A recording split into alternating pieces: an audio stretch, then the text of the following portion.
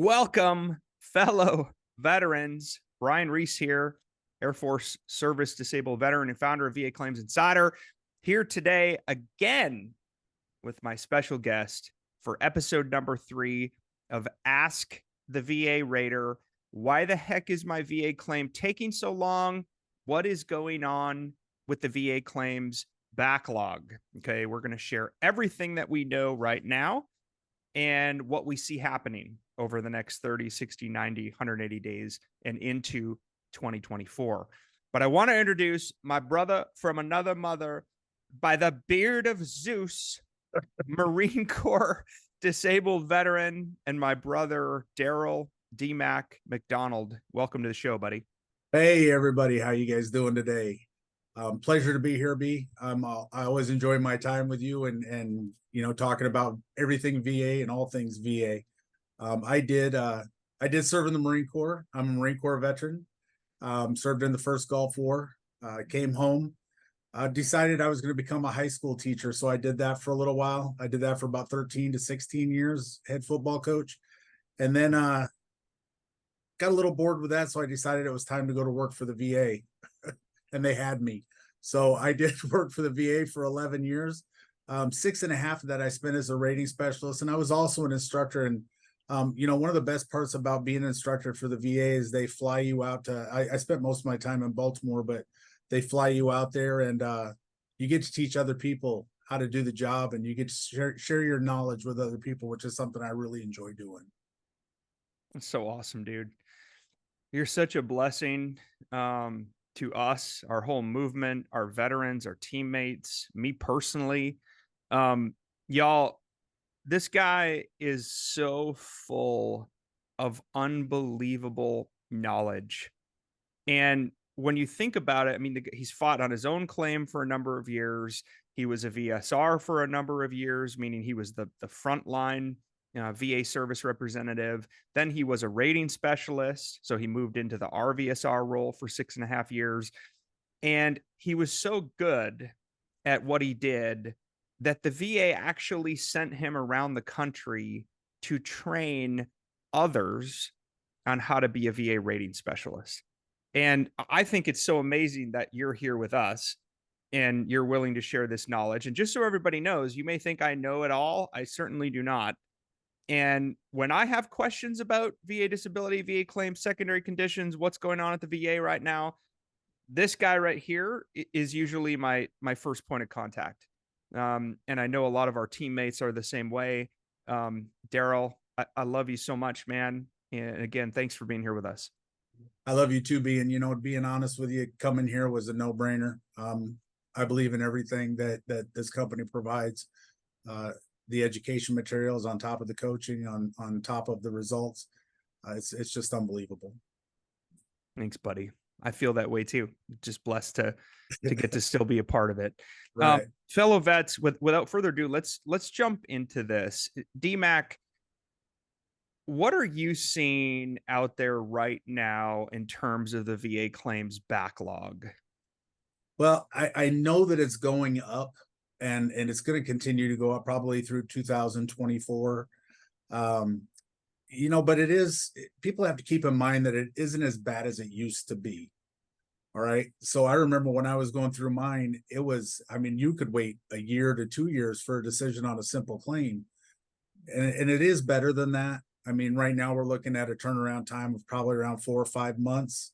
But that really all depends on the situation you're in too, and which regional office has your claim and who's working that claim. So I do see the backlog going up. I see it continue to go up through 2024, but I think Congress is going to step in and set forth some rules and regulations, and hopefully that'll come back down again. Thanks for sharing that. Mm-hmm. I'm seeing similar, just a rise in the number of claim submissions, an increase in the number of claims that are pending, more than 125 days without a decision. I'm seeing that number go up. It is helpful, I think, to share some context, though. So when I left the military in 2012, I filed a paper VA disability claim. I had these big 6-part folders. I think it was a stack like this big. And literally, like, my VSO mailed all of that in to the VBA regional office in Boston, Massachusetts, which is where I was stationed at the time, getting out. And I think I filed for, I know you call them contentions, DMAC. Yeah. I think I had maybe 12 disability conditions or contentions that I filed for in that initial claim. And it took 17 months Ugh. total. So from beginning to end, this was October 2012. Fast forward plus 17 months. I'm not a math guy. But do the numbers there. 17 months it took for just 12 conditions. Okay. And by the way, I actually only had 2 C&P exams. I had 1 C&P exam. It was an all-day affair. Well, I guess you could call it multiple exams, but it was one day. And most of it was done by a generalist. Okay. A doctor who's a general specialist who could do all musculoskeletal, the orthopedic stuff I'd filed for, the foot problems, headaches, all that kind of stuff. And then I had a separate C&P exam on a different day, with a psychiatrist. He might have been a psychologist. It was one of the two. But I remember even after my last C&P exam, it was many months before I actually got the rating decision. And I found out, by the way, because one day I was in my bank account and I was like, something's wrong. Like, where did all this money come from? Well, I had been paid. My first VA rating I ever got was 90% out the gate. And so I had been paid that $2,000 ish a month back, 17 months from my initial date of filing. I just remember being like, oh my gosh, like, this is amazing. What happened? I thought it was a mistake at first. So anyway, context does help. The VA is still infinitely faster right now than they were, 10 years ago. Yeah. But there are some things that you can do as a veteran filing claims that can also not necessarily cut down on that wait, but cut down on the backlog. All right. When I was rating, I had a lot of people file, we called them frivolous claims. A veteran who served during 1985 filing a claim for Agent Orange exposure, or another veteran filing a claim for 867 issues. Not doing that can help out because they all have to be rated anyway. They still have to be they have to be denied. So you still take up that rating specialist time. So cutting back on those claims and filing those claims that that you're going to qualify, those fully developed claims, that could cut back on it a little bit. You know what I mean? That'll help out. That's good advice. Yeah, I'm even thinking, I was just advising my sister-in-law, actually, who's getting out of the service. She had some questions about the med board and stuff like that. And we were talking through it, and she actually asked me a question. She's like, how do I find out what I'm eligible for? Okay. And so I approached it a couple different ways. I said, look, here's the actual law, right? CFR Part 38, Title 38, Part 4, the schedule for rating disabilities. This lists the 834 conditions right now that are rateable under the law. Okay. But don't take a spray and pray approach. Be very strategic and targeted, and actually make sure you are medically diagnosed for the conditions you're going to file for. Okay. So we went from, here's where they're all listed. Okay. I'm not aware of a single person that has all 834. I think if you did, you'd be dead. Okay. So don't do that. But what I did is I said, hey, you're getting out right now. You're going to have a really tight file of electronic service treatment records. Go and look within the first 20 to 30 pages.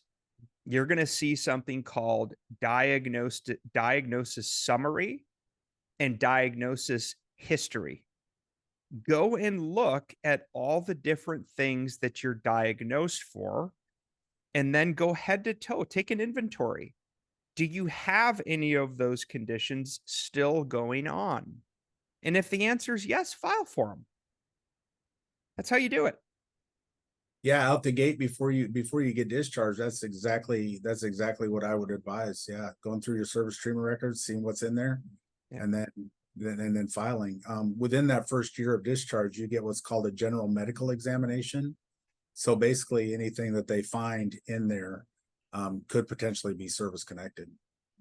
absolutely. Great tip. And by the way, your final physical is very, very important.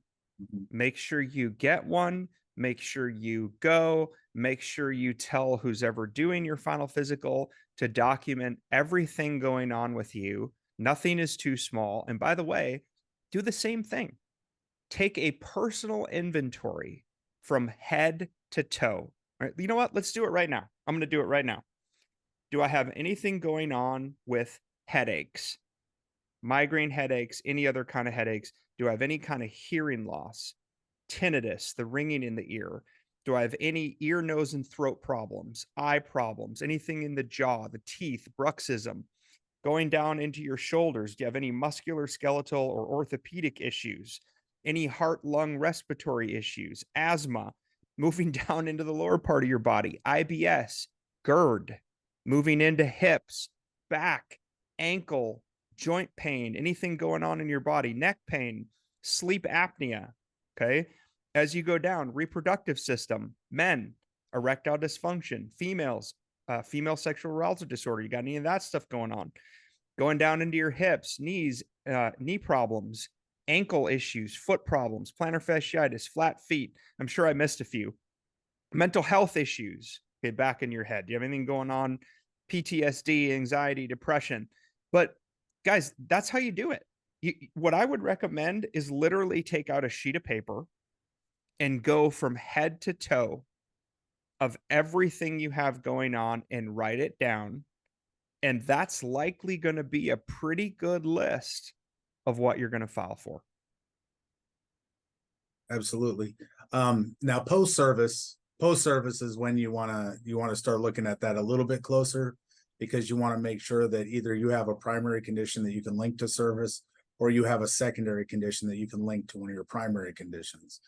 And that's another thing that affects the backlog, is if somebody puts in for a condition secondary to a non-service connected condition.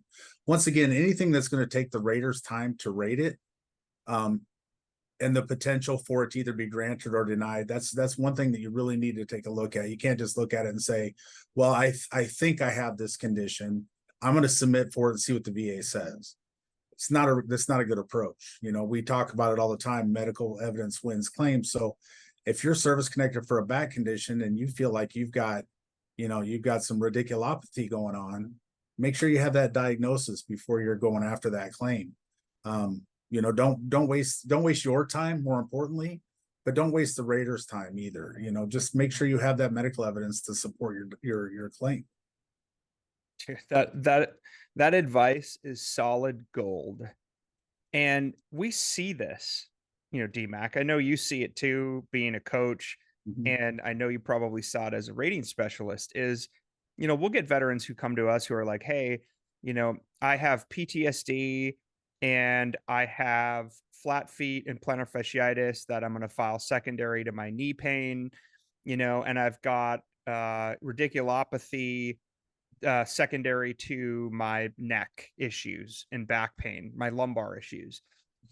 And, you start talking through this and come to find out like none of this stuff is diagnosed anywhere. So it's like, look, I'm not saying we don't believe you, but I'm simply telling you if there's no paper trail, it didn't happen. Like if these things aren't documented, that you at least have them diagnosed, even if it's post service, I can virtually guarantee you the VA is going to deny that claim. And in fact, they're probably not even going to order a C&P exam for those conditions. They're just going to deny them. Pretty likely, yeah. A good friend of mine, a brother, I heard him once say, "Get your butt to the doctor." So it's solid advice. If you don't have a diagnosis for a condition you feel should be secondary to a primary condition, get your butt to the doctor, get it diagnosed, find out the severity of it, and then work on that claim. Don't put the cart before the horse. Don't file the claim and then hope that the VA is just going to accept it, because they're probably not. And once again, you're just wasting your time, and you're wasting a rater's time that could be rating a claim that's a substantial, fully developed claim that can be granted for a veteran. Absolutely. You know what, DMAC, I'm going to use myself and a personal example here to share exactly what he's talking about, exactly what you're talking about, to hopefully make this make a little more sense. Okay.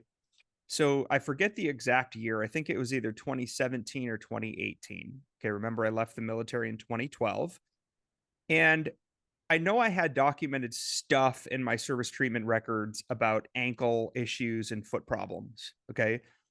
But I did not have a diagnosis of flat feet, and I did not have a diagnosis of plantar fasciitis, which is severe heel pain in the military. Okay. I didn't have those conditions, or at least I didn't know I had them. Okay. So those conditions are not diagnosed in my service treatment records. Okay. Now remember, I got out in 2012. So fast forward, say it's 2017 or 2018, I start having major heel problems in my left foot. My plantar fasciitis got so bad I couldn't run. I could barely walk. I'm rolling the thing on, golf balls, frozen water bottles. I'm, stretching it with a freaking cord every night. I tried everything. I ended up having 2 lidocaine heel injections because the pain was so bad. I tried inserts, you name it. I freaking tried everything. Okay. Well, I want you to think about how this all played out. Okay. I didn't have it in my right foot at the time. I only had it in my left foot, but it didn't develop into a severe condition until 6-7 years after I left the military. Okay. If I would have filed that as a primary disability, it probably would have been denied. Okay. Probably would have. But guess what? I had service connected right knee problems, service connected back issues.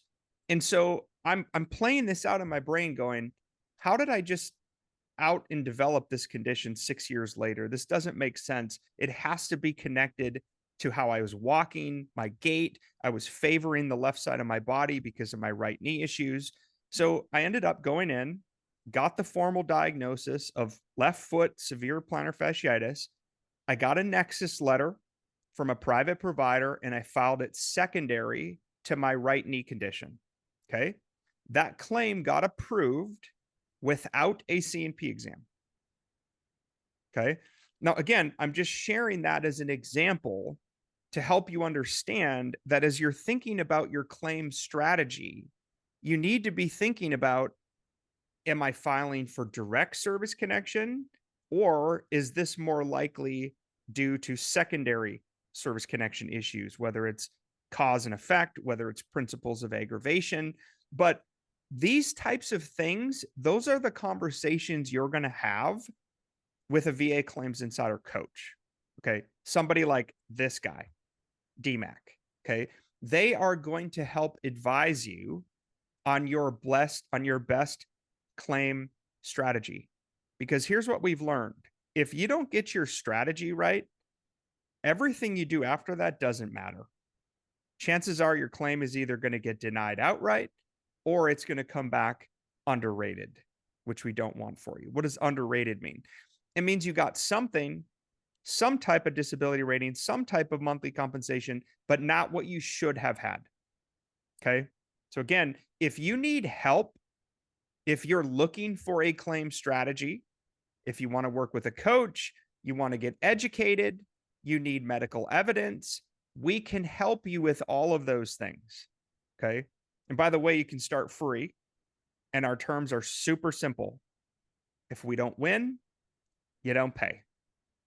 You literally have nothing to lose and everything to gain. And by the way, one of the things that I love, DMAC, is the fact that, like, I think more than half of our coaches are former clients.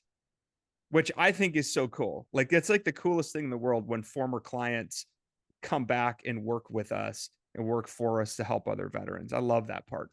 You believe in a program, you want to be a part of it, right?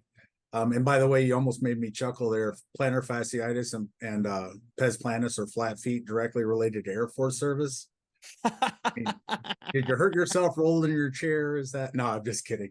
Uh, Too so funny. Brian, we did do so talking about what you can do on your end, on the veterans end, to help with the backlog. Don't file those frivolent claims that are not going to go anywhere, and they're not going to go anywhere. The spray and pray method, don't do it. It's not productive for anybody. So don't do the spray and pray method. But what about the VA? What is the VA? I see things that the VA is doing on their end that help kind of create this backlog that they could probably change a little bit of to help alleviate some of that as well. You know what I mean? It's not all on the veteran. I've always been taught it takes two to tango. So, veterans can do their part to help alleviate that backlog a little bit. Submit fully developed claims, get all your medical evidence in at one time.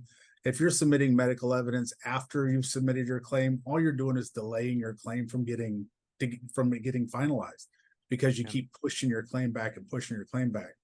But one of the things I've noticed that the VA can do on their end, when a veteran submits a fully developed claim, which includes a disability benefits questionnaire, a DBQ, rate the claim using the DBQ. That's why they made those public. That's why they allowed for public doctors to fill out those DBQs and for veterans to submit those, so they don't have to go to a C&P exam. So the VA doesn't have to set them up with a C&P exam.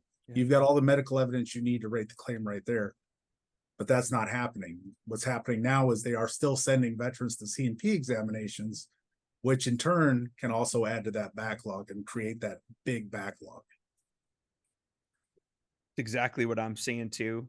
I think from what I'm seeing on the VA side, I think the actual rise in the backlog is multifaceted, right? Number one is we're seeing more new claims enter the system than we've seen in a very, very long time. Mainly the PACT Act. So you see, lots of veterans who served in the 20 years of war are filing claims. I also think that they're like sort of dancing around this in Congress, but the VBA in particular, and I mean, even the whole VA, they've got big time staffing problems right now. Okay. They're having trouble recruiting and retaining quality talent, especially among rating specialists, VSRs and RVSRs. And we've seen so many of those folks who had been with the VA for 10, 20, 30, 40 years who retired during the COVID years, okay, or just after. And so there's major staffing problems. So you have more claims coming in than ever. You have fewer rating specialists, VSRs and RVSRs, probably not as trained as they need to be. You got a lot of new folks, and it's not their fault. Okay, I'm just sharing reality. You got a lot of new folks. You've got broken systems and outdated technology at the VA, especially like VBMS, the Veteran Benefits Management System. It's broken, it's outdated. There's a lot of issues that are happening. There's issues in ordering C&P exams, okay? And DMAC, what you just shared, I think the fourth reason is we're seeing VSRs and RVSRs overdevelop claims. What does it mean when they're overdeveloping claims? It means that if a veteran files a fully developed claim and they have a DBQ, a nexus letter, and you've got everything you need as a rater to review the evidence and rate the claim, okay, it's adequate for rating purposes, you don't need to order separate C&P exams. That's called overdeveloping the claim. And by the way, it's costing the US taxpayer more money because you're paying these private C&P exam companies an insane amount of money. Don't overdevelop the claims. And I don't know how we get that message out to the VA raters. I don't know if they're talking about this internally, like, hey, this guy on the internet says we're overdeveloping claims. What does he know? What do you think, DMAC? I know it's overdevelopment. It's overdevelopment of claims. If you're submitting everything, including a DBQ from a private provider, that's sufficient enough to rate a claim. You don't need to go out and ask for another C&P exam. The only time you would ever need to do that is if the doctor didn't provide their license number or the DBQ was incomplete, Hmm. right? So, but from what I'm seeing, there are fully complete DBQs being submitted that are essentially being overlooked and exams being requested anyway. And I do like what you said about the VBMS system. So I did rate back in the day when we had the paper folders. And by the way, yours would have been called a fat file. Those are the ones that are like 7, 8 volumes. I think I had 8,000 pages of medical records.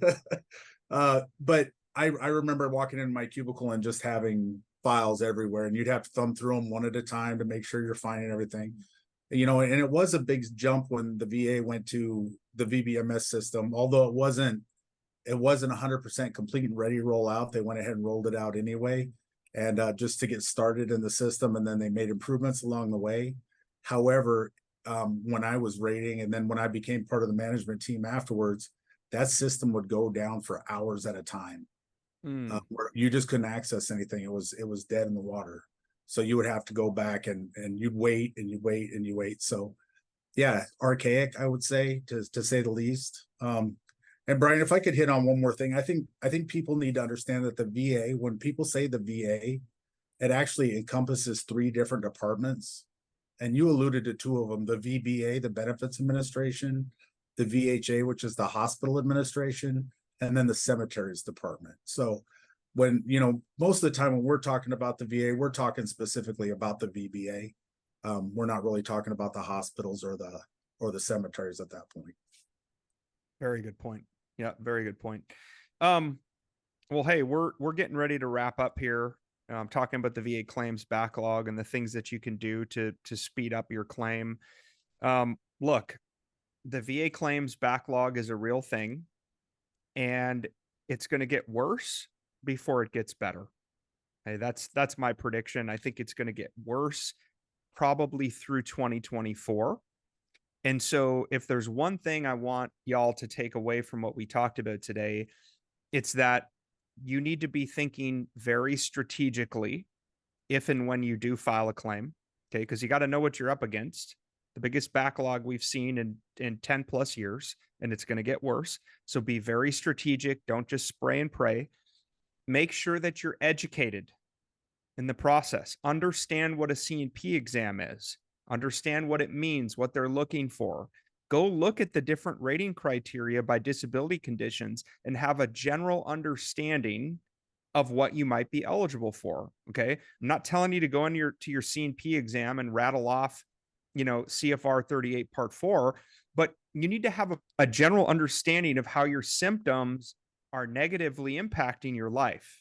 Okay. Your work, your life, your social functioning, because ultimately the severity of your symptoms determines your final VA disability rating. Okay. Whether it's high or low or whatever. The last thing I would say is medical evidence.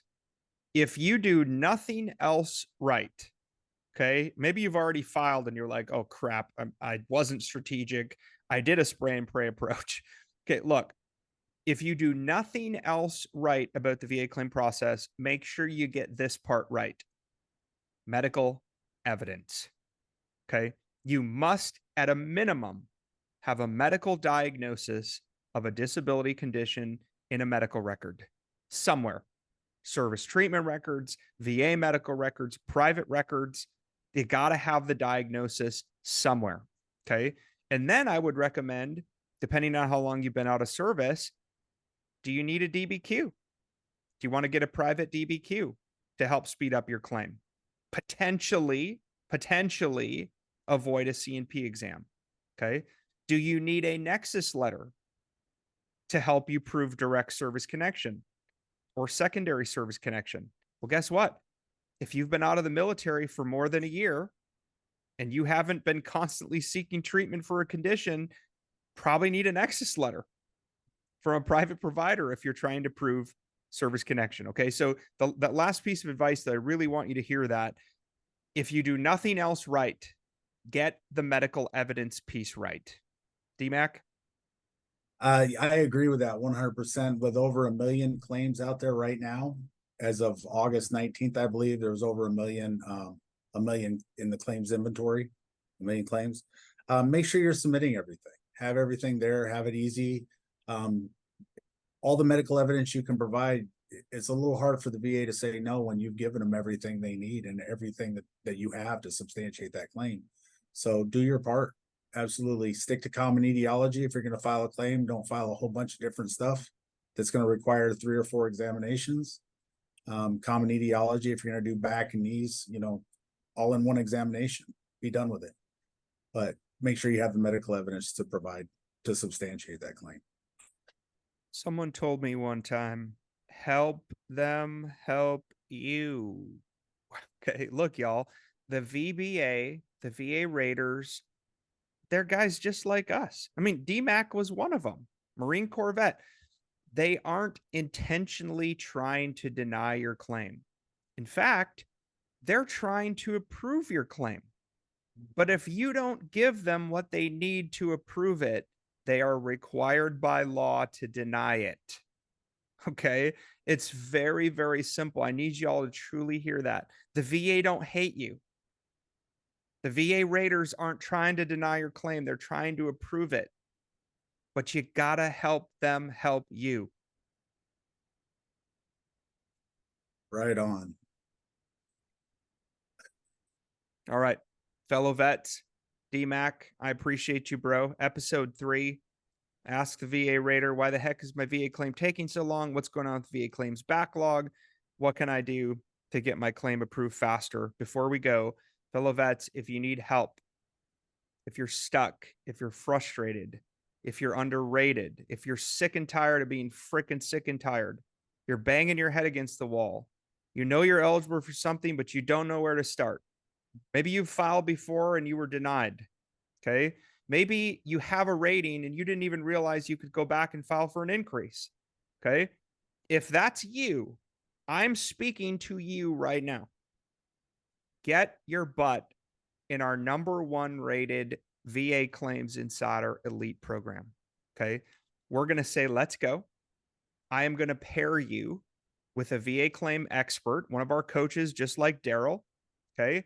And they are going to lead you to VA claim victory from beginning to end. It don't matter how long it takes. It don't matter how many times you get denied. We're going to help get you up off the mat so you can throw another punch. Okay. That's what we do here. And the thing, DMAC, that I every single win, we celebrate every single win. Okay. And it never gets old. And every loss, we sit in that darkness with you for a second because it hurts us too. Okay. We lose when you lose. Okay. And I'm not talking about money. I'm talking about it hurts us right here. Okay. It hurts. But even if you get denied or you get underrated, there's always another path. And we're going to be there in the trenches with you. We'll take that grenade for you, but we're going to help you fricking climb out of that trench and get back in the ring and punch the VA in the face, because it's never over unless you quit. Okay. And again, you can start free. There should be a banner at the bottom of the screen. It's a 3-step intake process. You are going to hear from a coach in 15 minutes or less. I guarantee that. If for some reason you don't, let me know. Okay. I'll have a free gift for you if the system doesn't work. But 15 minutes or less, you're going to be connected to a coach. I would challenge you to find any service in the world that cares as much as our team cares. I don't think it exists. If it does, I haven't seen it or I haven't heard about it. But I would put our team up against the very best. You want to play the freaking Super Bowl of VA claims? That's us. Okay. That's us. You want to play in the big leagues? Play with us. Okay. Again, you can start free at VAClaimsInsider.com. DMAC, you're ready to join, aren't you? I am. I wish you guys were around before when I was going through mine, because it was nothing but frustration. You know, we just signed up a buddy of mine that I played hockey with at the Air Force Academy. He just shot me a text. He's like, "Hey, Big Cat, finally ready to move on this. Can I talk to one of your guys?" I'm like, "Yeah, dude." So look, like we're helping vets every day, all day. That's what gets me up in the morning. When I go Mhm. to bed at night, I'm thinking about you. I'm thinking about our team. I'm thinking about how we can be better. Okay. That's all we think about. Truly, I mean, our conversations. Jen and I went to dinner last night, and all we talked about was VA claims insider and veterans. That's all we did. Yep. I love it. Yeah. DMAC, you're a beautiful human. I love you, bro. Thank you for sharing your wisdom and knowledge. Right on. Fellow vets, we love you too. We'll see you inside the program. Talk soon, y'all.